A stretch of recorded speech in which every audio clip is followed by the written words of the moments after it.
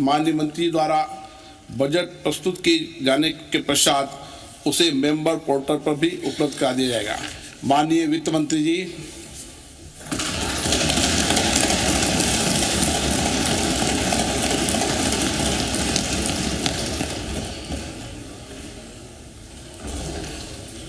Honorable Speaker, I present the interim budget for 24-25.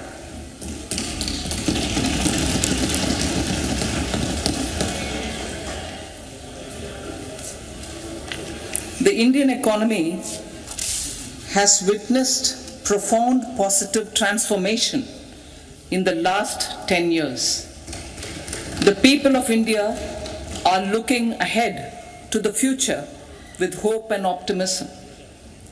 With the blessings of the people, when our government under the visionary and dynamic leadership of Honorable Prime Minister Shri Narendra Modi assumed office in 2014, the country was facing enormous challenges.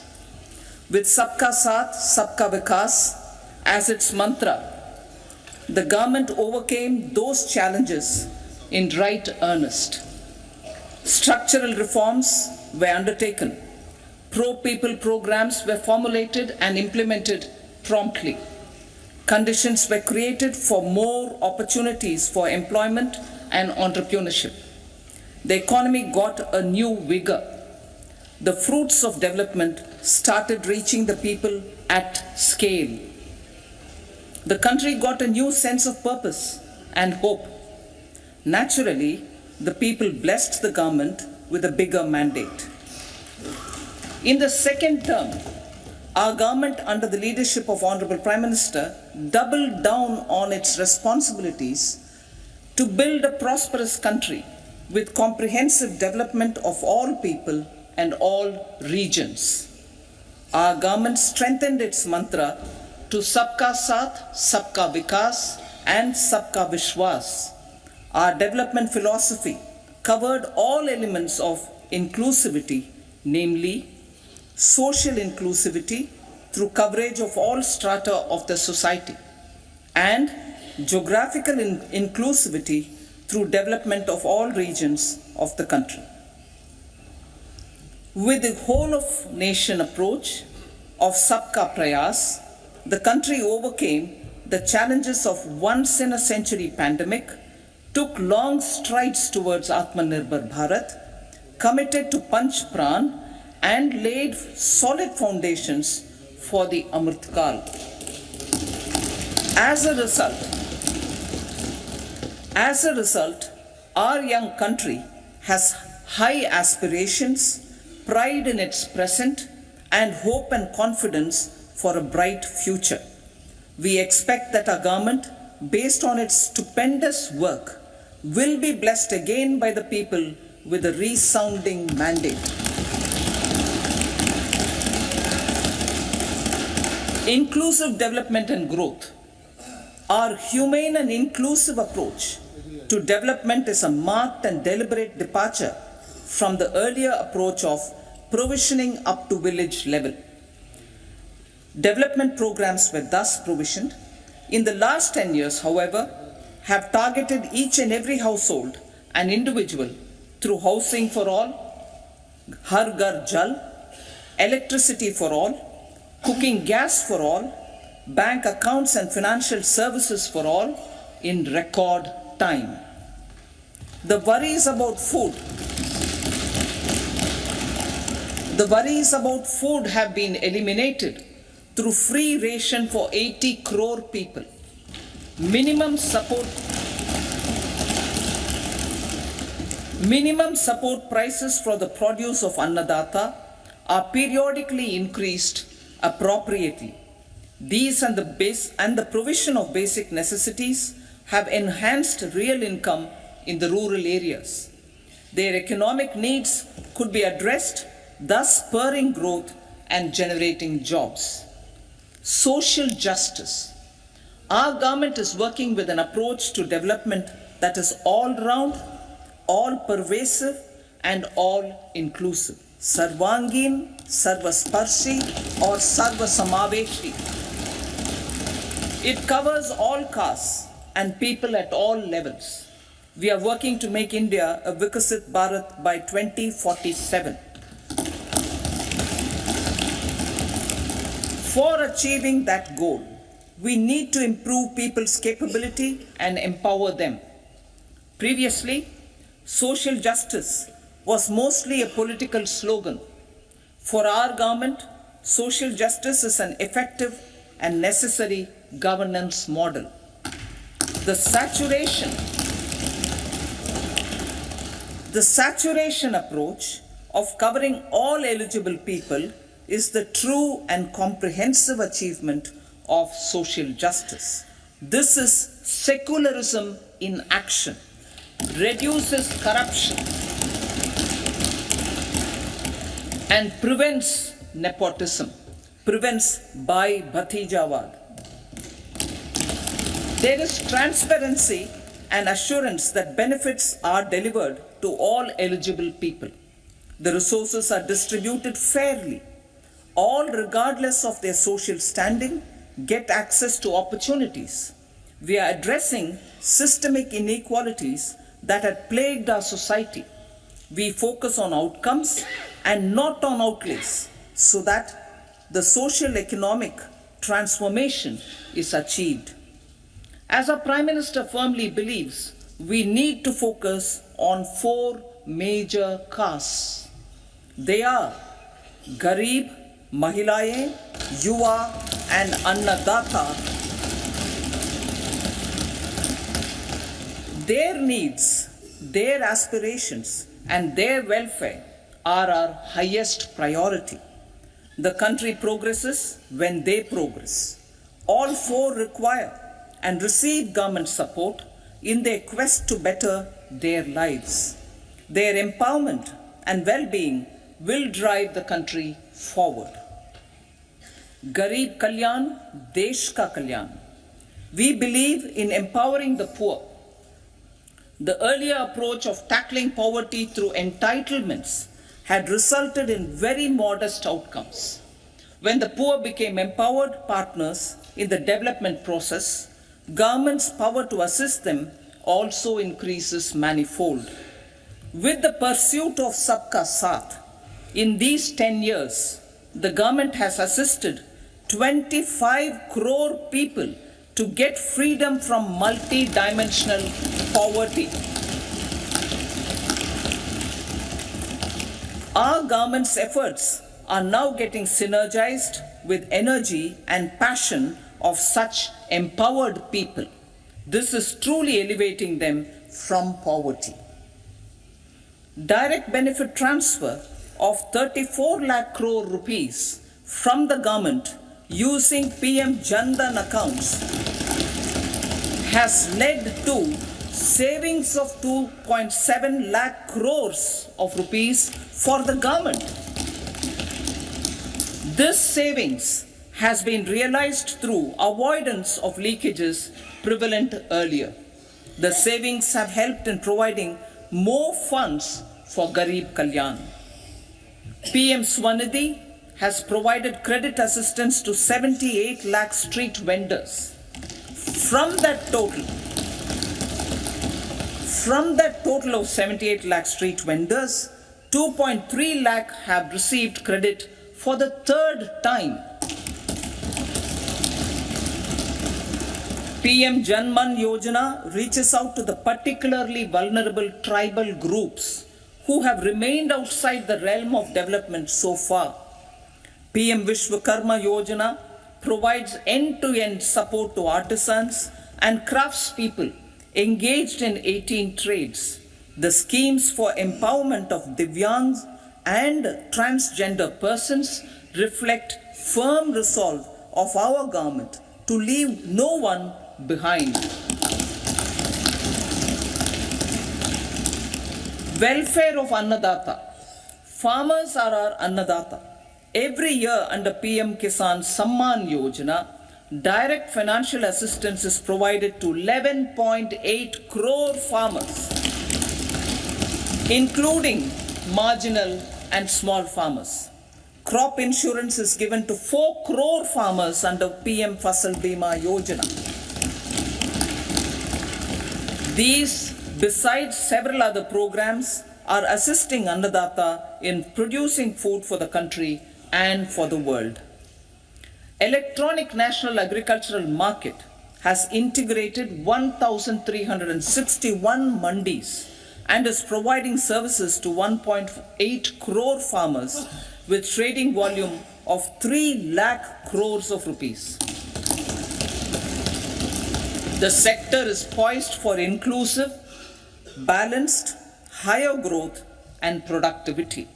These are facilitated from farmer-centric policies, income support, coverage of risks through price and insurance support, promotion of technologies and innovations through startups. Empowering the Amrit PD, the Yuva. Our prosperity depends on adequately equipping and empowering the youth. The National Education Policy 2020 is ushering the transformational reforms. PM Schools for Rising India, PM Shri, are delivering quality teaching and nurturing holistic and well-rounded individuals. The Skill India mission has trained 1.4 crore youth, upskilled and reskilled 54 lakh youth, and established 3,000 new ITIs. A large number of institutions of higher learning, namely 7 IITs, 16 triple ITs, 7 IIMs, 15 AIMS, and 390 universities have been set up. PM Mudra Yojana has sanctioned 43 crore loans aggregating to 22.5 lakh crores of rupees for entrepreneurial aspirations of our youth. Besides that, Fund of Funds, Startup India, and Startup Credit Guarantee schemes are assisting our youth. They are also becoming Rozgar Data. The country is proud of our youth scaling new heights in sports. The highest ever medal tally in Asian Games and Asian Para Games in 2023 reflects a high confidence level.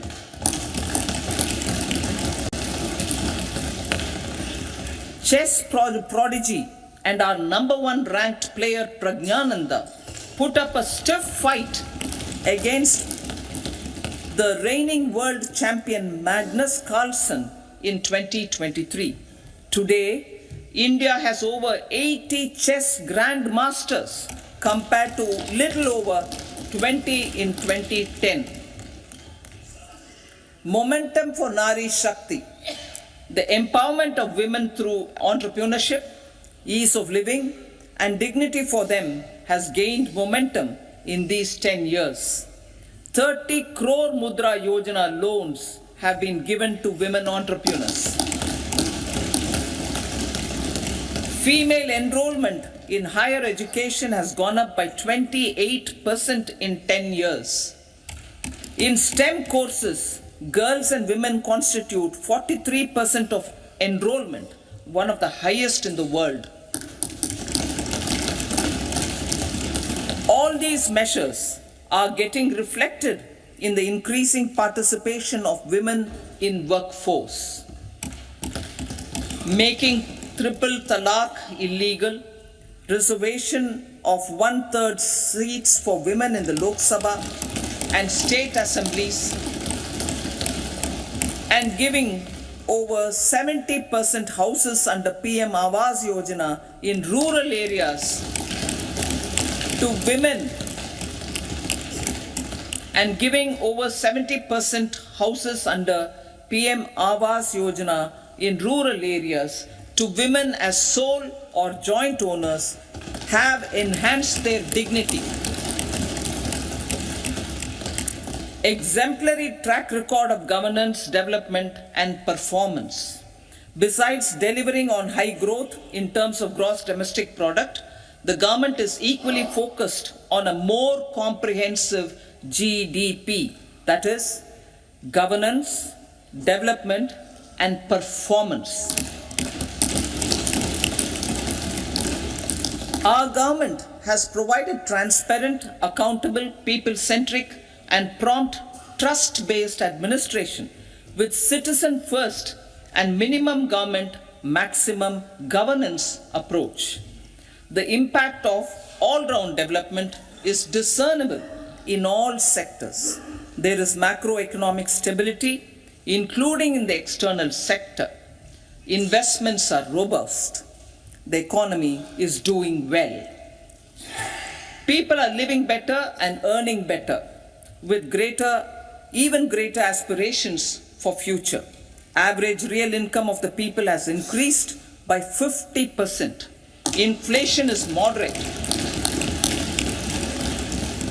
People are getting empowered, equipped, and enabled to pursue their aspirations. There is effective and timely delivery of programs and of large projects. Economic management. The multi-pronged economic management over the past 10 years has complemented people-centric, inclusive development. Following are some of the major elements. 1. All forms of infrastructure, physical, digital, or social, are being built in record time.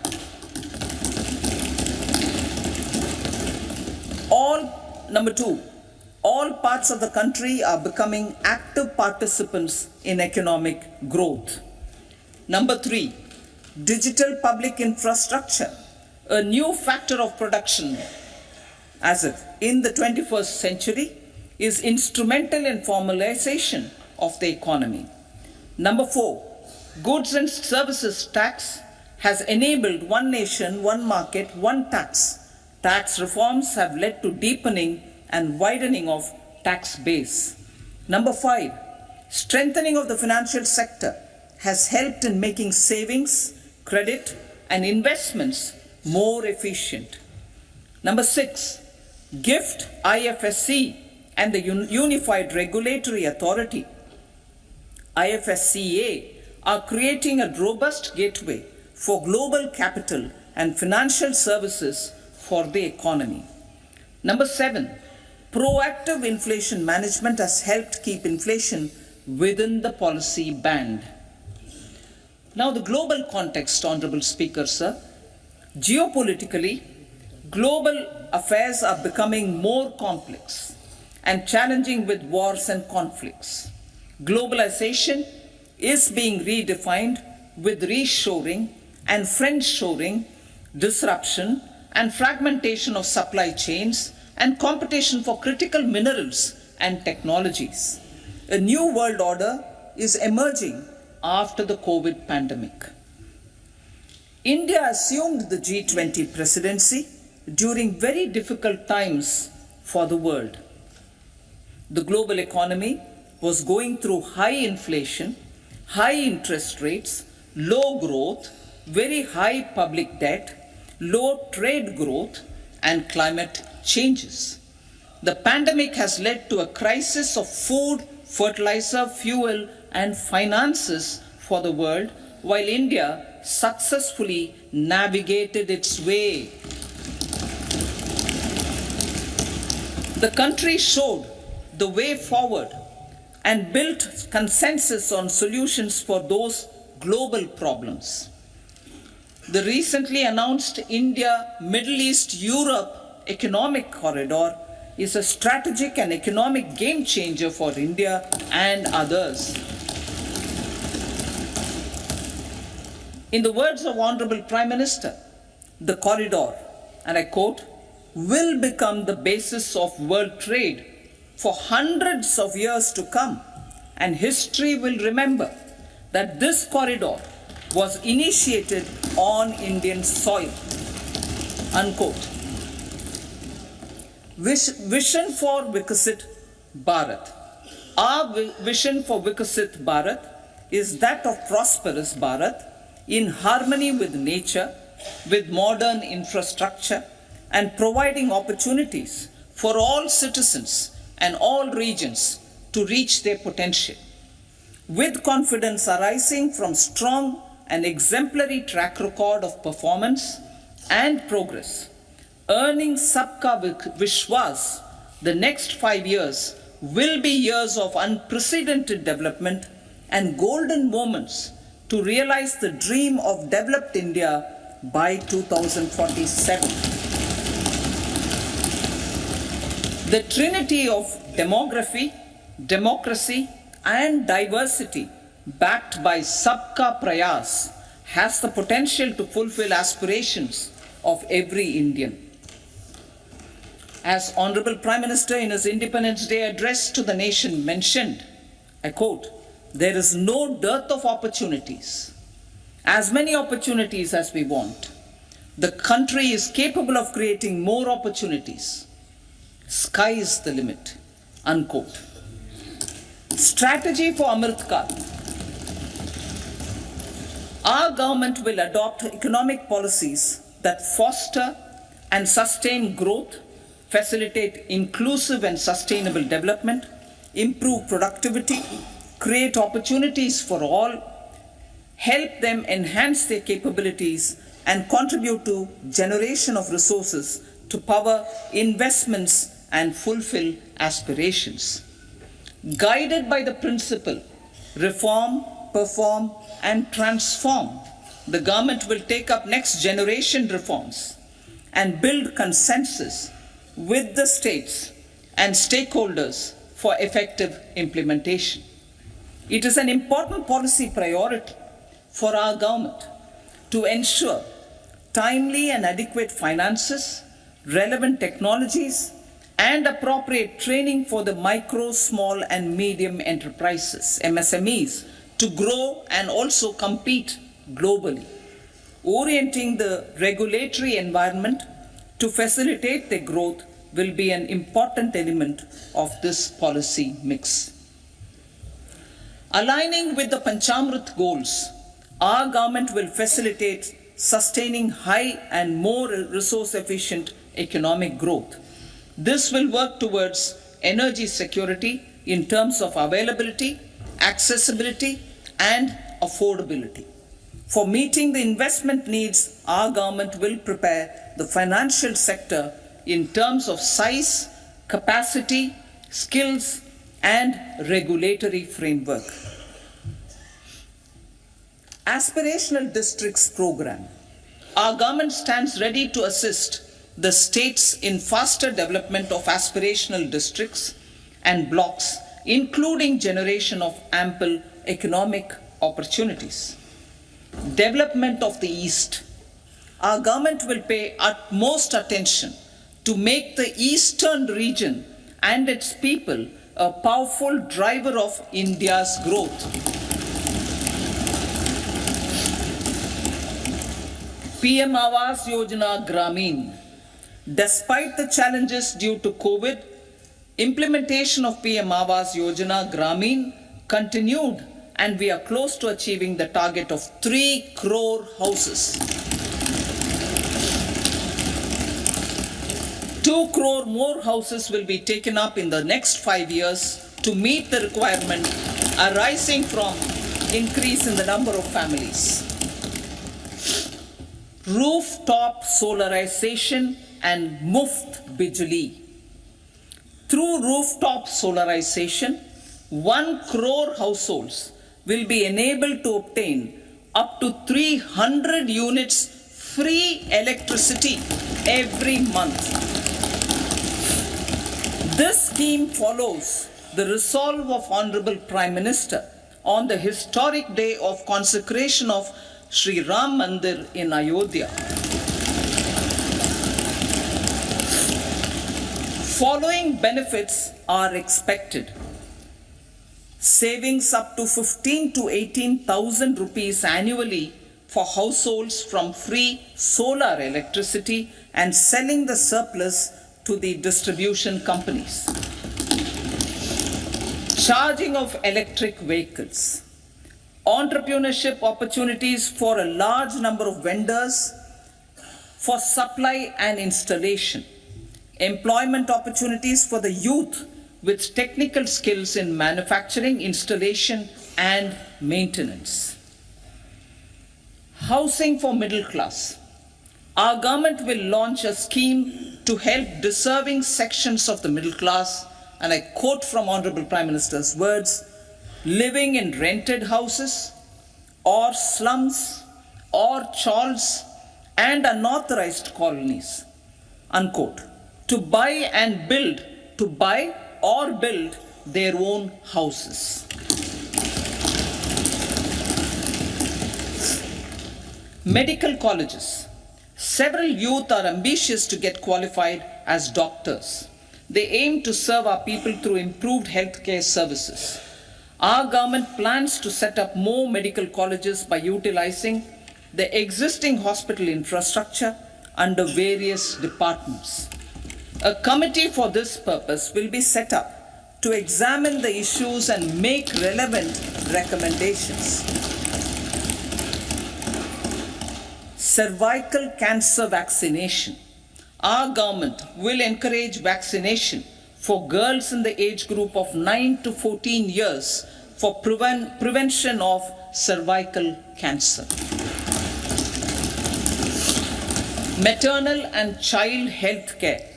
Various schemes for maternal and child care will be brought under one comprehensive program for synergy in implementation. Upgradation of Anganwadi centers under Saksham Anganwadi and Poshan 2.0 will be expedited for improved nutrition delivery, early childhood care and development. The newly designed U-Win platform for managing immunization and intensified efforts of Mission Indradhanush will be rolled out expeditiously throughout the country. Ayushman Bharat. Healthcare cover under Ayushman Bharat scheme will be extended to all ASHA workers, to all Anganwadi workers and helpers. Agriculture and food processing. The efforts of value addition in agriculture sector and boosting farmers' incomes will be stepped up. Pradhan Mantri Kisan Sampada Yojana has benefited 38 lakh farmers and generated 10 lakh employment. Pradhan Mantri Formalization of Micro Food Processing Enterprises Yojana has assisted 2.4 lakh SHGs and 60,000 individuals with credit linkages. Other schemes are complementing the efforts for reducing post-harvest losses and improving productivity and incomes. For ensuring faster growth of the sector, our government will further promote private and public investment in post-harvest activities, including aggregation, modern storage, efficient supply chains, primary and secondary processing and marketing and branding. Nano DAP. After the successful adoption of nano urea, application of nano DAP on various crops will be expanded in all agroclimatic zones. Atmanirbhar Oil Seeds Abhiyan. Building on the initiative announced in 2022, a strategy will be formulated to achieve Atmanirbharta for oil seeds such as mustard, groundnut, sesame, soya bean, and sunflower. This will cover research for high-yielding varieties, widespread adoption of modern farming techniques, market linkages, procurement, value addition, and crop insurance. Dairy development. A comprehensive program for supporting dairy farmers will be formulated. Efforts are already on to control foot and mouth disease. India is the world's largest milk producer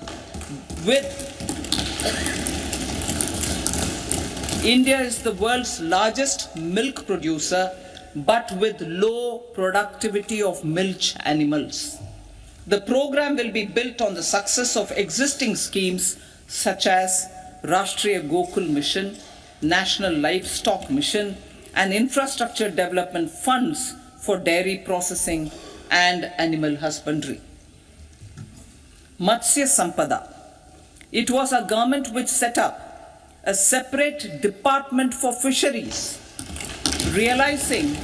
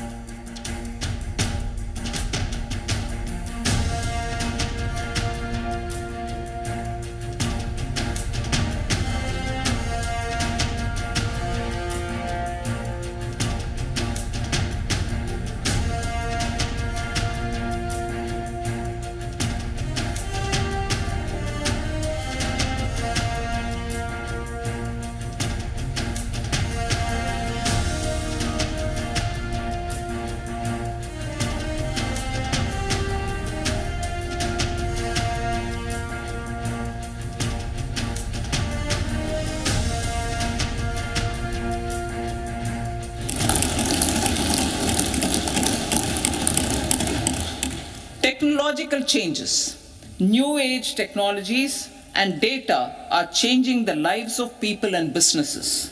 They are also enabling new economic opportunities and facilitating provision of high quality services at affordable prices for all, including those at the bottom of the pyramid. Opportunities for India at the global level are expanding. India is showing solutions through innovation and entrepreneurship of its people. Research and innovation for catalyzing growth, employment, and development.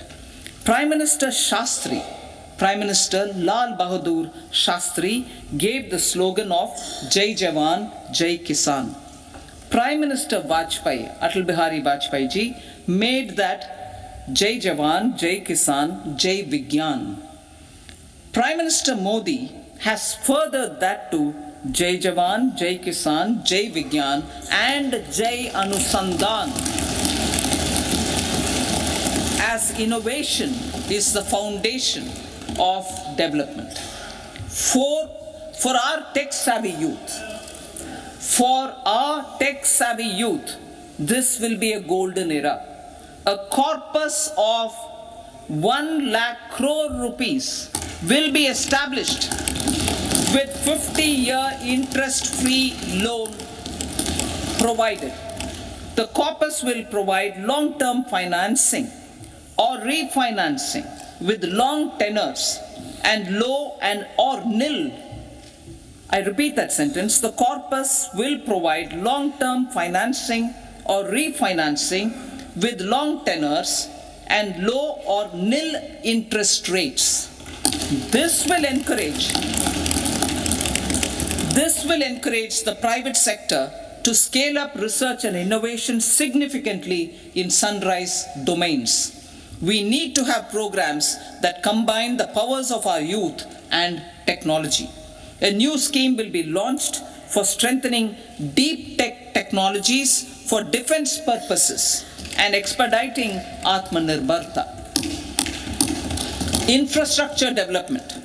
Building on the massive tripling of the capital expenditure outlay in the past 4 years, resulting in huge multiplier impact on economic growth and employment creation, the outlay for the next year is being increased by 11.1% to 11,111 crore rupees.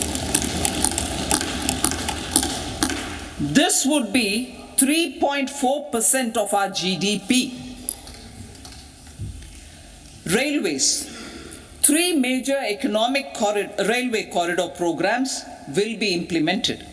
These are energy, mineral and cement corridor. Number 2, port connectivity corridors. And number 3, high traffic density corridors. The projects have been identified under the PM Gati Shakti for enabling multimodal connectivity.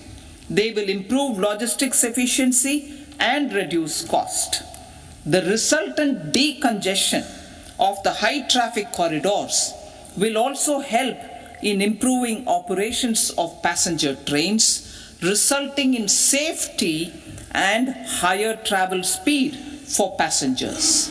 Together with dedicated freight corridors, these 3 economic corridor programs will accelerate our GDP growth and reduce logistic costs.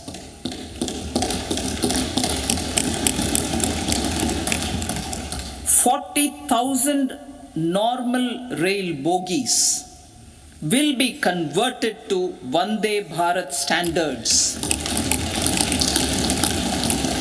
to enhance safety, convenience and comfort of passengers. Aviation sector. The aviation sector has been galvanized in the past 10 years. Number of airports have doubled to 149.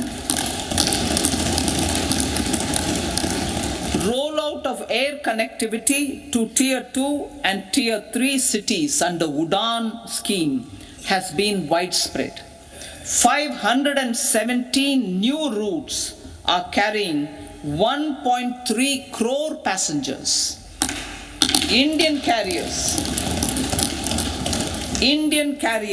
have proactively placed orders for over 1,000 new aircrafts. Expansion of existing airports and development of new airports will continue expeditiously. Metro and Namo Bharat. We have a fast expanding middle class and rapid urbanization is taking place. Metro rail and Namo Bharat can be the catalyst for the required urban transformation. Expansion of these systems will be supported in large cities, focusing on transit-oriented development. Green energy. Towards meeting our commitment for net zero by 2070, the following measures will be taken. Viability gap funding will be provided for harnessing offshore wind energy potential for initial capacity of 1 gigawatt. Coal gasification and liquefaction capacity of 100 metric tons will be set up by 2030. This will also help in reducing imports of natural gas, methanol, and ammonia. Phased mandatory blending of compressed biogas in compressed natural gas for transport and piped natural gas for domestic purposes will be mandated. Financial assistance will be provided for procurement of biomass aggregation machinery to support collection. Electric vehicle ecosystem. Our government will expand this and strengthen the e-vehicle ecosystem by supporting manufacturing and charging infrastructure. Greater adoption of e-buses for public transport networks will be encouraged through payment security mechanism. Biomanufacturing and biofoundry. For promoting green growth, a new scheme of biomanufacturing and biofoundry will be launched. This will provide environment-friendly alternatives such as biodegradable polymers, bioplastics, biopharmaceuticals, and bioagri inputs. This scheme will also help in transforming today's consumptive manufacturing paradigm to the one based on regenerative principles. Blue Economy 2.0. for promoting climate resilient activities for Blue Economy 2.0, a scheme for restoration and adaptation measures and coastal aquaculture and mariculture with integrated and multi-sectoral approach will be launched. Comprehensive development of tourist centers. The success of organizing G20 meetings in 60 places presented diversity of India to global audience. Our economic strength has made the country an attractive destination for business and conference tourism. Our middle class also now aspires to travel and explore. Tourism, including spiritual tourism, has tremendous opportunities for local entrepreneurship. States will be encouraged to take up comprehensive development of iconic tourist centers, branding and marketing them at global scale. A framework for rating of the centers based on quality of facilities and services will be established. Long-term interest-free loans will be provided to states for financing such development on matching basis. To address the emerging fervor for domestic tourism, Honorable Speaker, sir, projects for port connectivity, tourism infrastructure, and amenities will be taken up on our islands, including Lakshadweep. This will help in generating employment also. Promoting investments. The FDI inflow during 2014 to 23 was $596 billion US, marking a golden era. That is twice the inflow during 2005 to 14. For encouraging sustained foreign investment, we are negotiating bilateral investment treaties with our foreign partners in the spirit of First Develop India. FDI is First Develop India. Reforms in the states for Vikasit Bharat. Many growth and development enabling reforms are needed in the states for realizing the vision of Vikasit Bharat. A provision of 75,000 crore rupees as 50-year interest-free loan is proposed this year to support those milestone-linked reforms by the state governments. Societal changes. The government will form a high-powered committee for an extensive consideration of the challenges arising from fast population growth and demographic changes. The committee will be mandated to make recommendations for addressing these challenges comprehensively in relation to the goal of Vikasit Bharat. Amrit Kal as Kartavya Kal.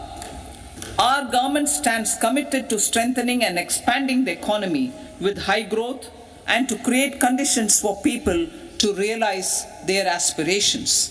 Honorable Prime Minister in his Independence Day address to the nation in the 75th year of our Republic said, and I quote, "We commit ourselves to national development with new inspirations, new consciousness, new resolutions as the country opens up immense possibilities and opportunities.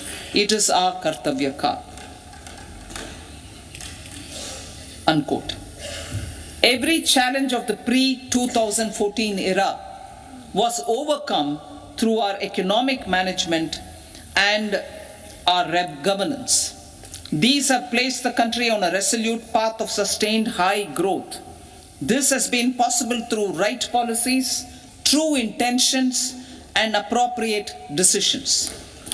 In the full budget in July, Honorable Speaker, our government will present a detailed roadmap for our pursuit of Vikasit Bharat.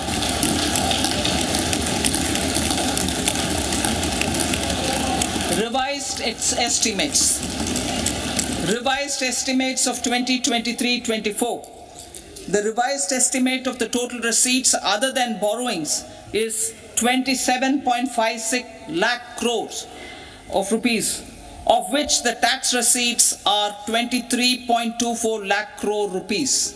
The revised estimate of total expenditure is 44.90 lakh crore rupees. The revenue receipts at 30.03 lakh crore rupees are expected to be higher than the budget estimate, reflecting strong growth momentum and formalization in the economy.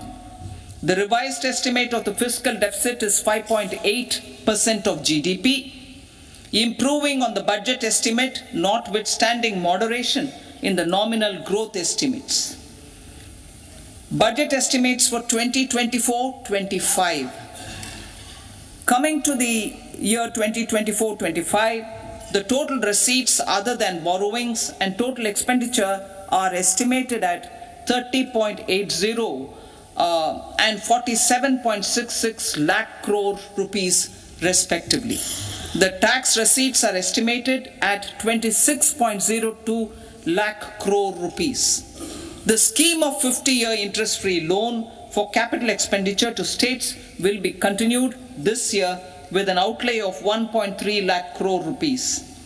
We continue on the path of fiscal consolidation as announced in my budget speech of 2021-22 to reduce fiscal deficit below 4.5% by 25-26. The fiscal deficit in 2024-25 is estimated to be 5.1% of GDP, adhering to that path.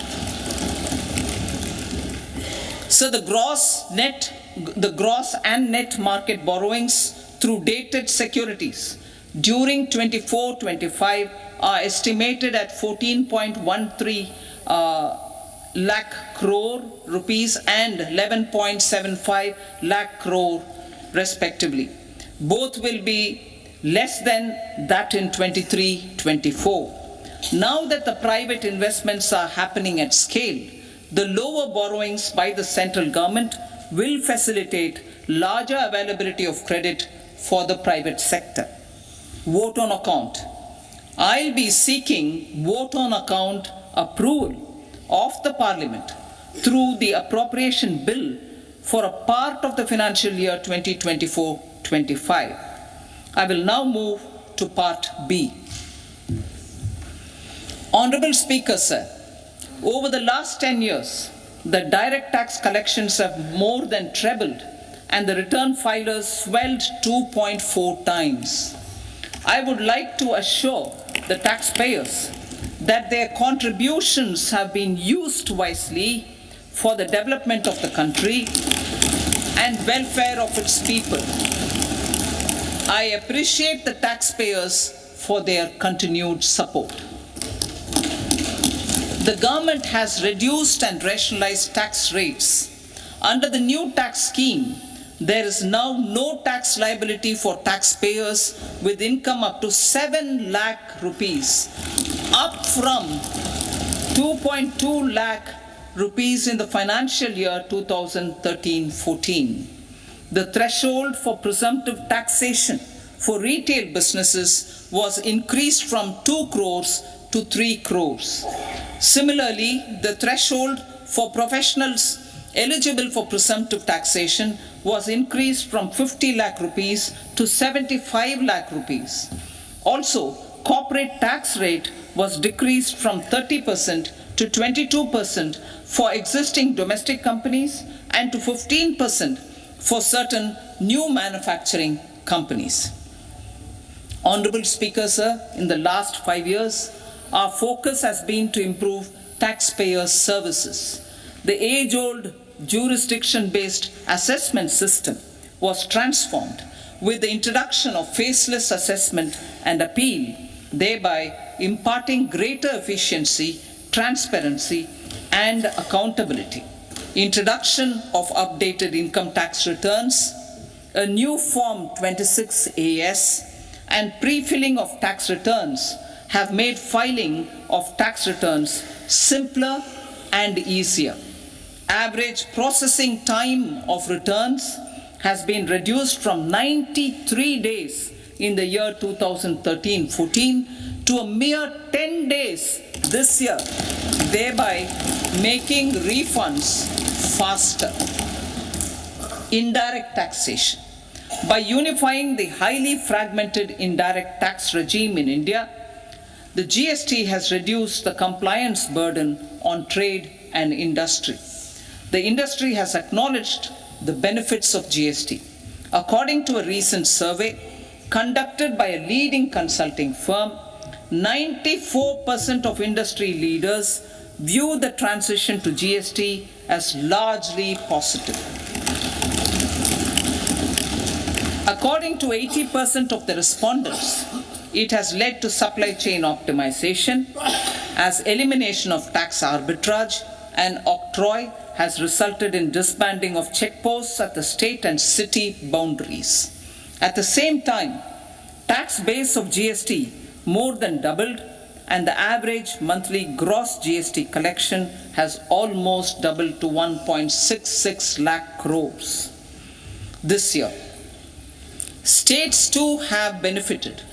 States' SGST revenue, including compensation released to states in the post-GST period of 2017-18 to 2022-23, has achieved a buoyancy of 1.22.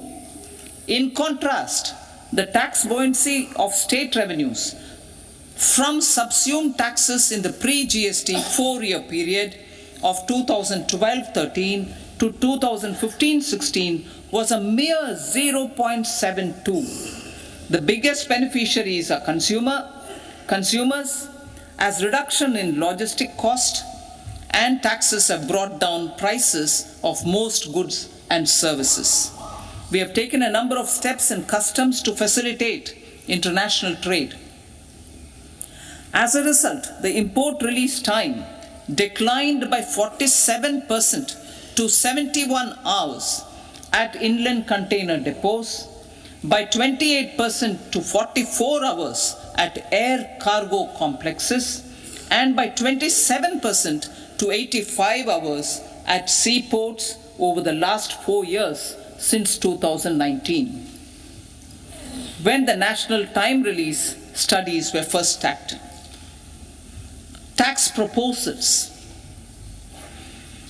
As for tax proposals, in keeping with the convention, I do not propose to make any changes relating to taxation and propose to retain the same tax rates for direct and indirect taxes, including import duties. However, certain tax benefits to startups and investments made by sovereign wealth or pension funds, as also tax exemption on certain income of some IFSC units, are expiring on 31/3/2024. To provide continuity in taxation, I propose to extend the date to 31/3/2025. Moreover, in line with the government's vision to improve ease of living and ease of doing business, I wish to make an announcement to improve taxpayers' services. There are a large number of petty, non-verified, non-reconciled or disputed direct tax demands, many of them dating as far back as 1962, which continue to remain on the books, causing anxiety to honest taxpayers and hindering refunds of subsequent years. Honorable Speaker, sir, I propose to withdraw such outstanding direct tax demands up to 25,000 rupees pertaining to the period up to financial year 2009-10 and up to 10,000 rupees for financial years 2010-11 to 2014-15. This is expected to benefit about 1 crore taxpayers. 1 crore taxpayers would benefit out of this. Economy then and now. In 2014, when our government assumed the reins, the responsibility to mend the economy step by step and to put the governance systems in order was enormous. The need of the hour was to give hope to the people, to attract investments, and to build support for the much needed reforms. The government did that successfully, following a strong belief of nation first. The crisis of those years has been overcome, and the economy has been put firmly on a high sustainable growth path with all-round development. It is now appropriate to look at where we were then. I repeat, it is now appropriate to look at where we were then till 2014 and where we are now, only for the purpose of drawing lessons from the mismanagement of those years. The government will lay a white paper on table of the House.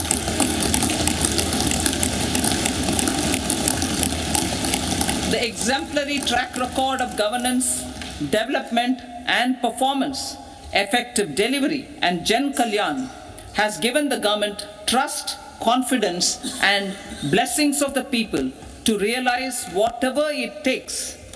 The goal of Vikasit Bharat with good intentions, true dedication and hard work in the coming years and decades.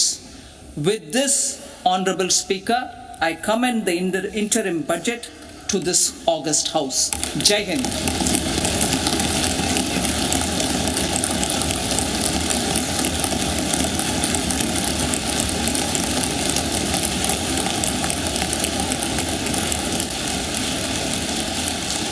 Item number 2, Srimati Nirmala Sitharaman ji.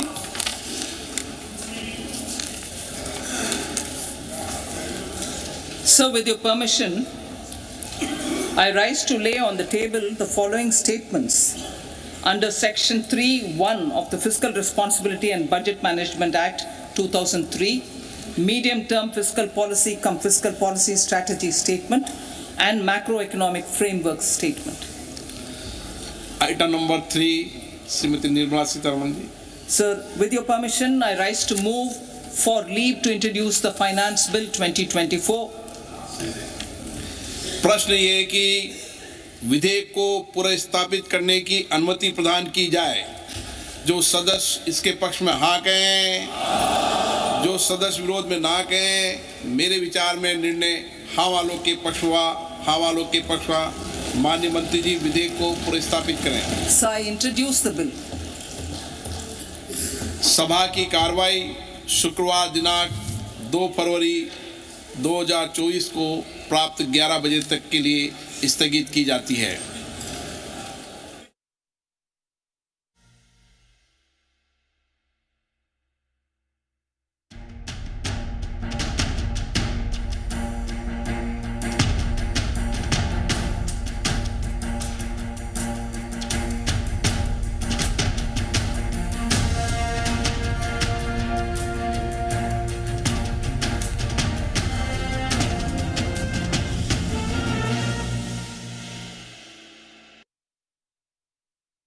അയോധ്യയിലെ രാമക്ഷേത്രത്തിന്റെ ഉദ്ഘാടനത്തിന് ദിവസങ്ങൾ മാത്രം ശേഷിക്കെ air India ബംഗളൂരുവിൽ നിന്ന് അയോധ്യയിലേക്കുള്ള നേരിട്ടുള്ള വിമാന service ആരംഭിച്ചു. ബംഗളൂരു അയോധ്യ ആഴ്ചയിൽ 3 ദിവസം തിങ്കൾ ബുധൻ വ്യാഴം ദിവസങ്ങൾ സർവീസ് നടത്തും. വിമാനം രാവിലെ 7:30 പുറപ്പെട്ട് 10 മണിക്ക് അയോധ്യയിൽ എത്തിച്ചേരും. അയോധ്യ ബംഗളൂരു തിങ്കൾ ബുധൻ വ്യാഴം ദിവസങ്ങളിൽ സർവീസ് നടത്തുന്ന ത്രിവാര വിമാനമാണ്. വൈകുന്നേരം 5 മണിക്ക് അയോധ്യയിൽ നിന്ന് പുറപ്പെട്ട് 5:30 ബംഗളൂരുവിൽ എത്തിച്ചേരും. ബംഗളൂരിലെ കെംപെ ഗൌഡ അന്താരാഷ്ട്ര വിമാനത്താവളത്തിൽ നിന്ന് അയോധ്യയിലെ മഹർഷി വാൽമീകി അന്താരാഷ്ട്ര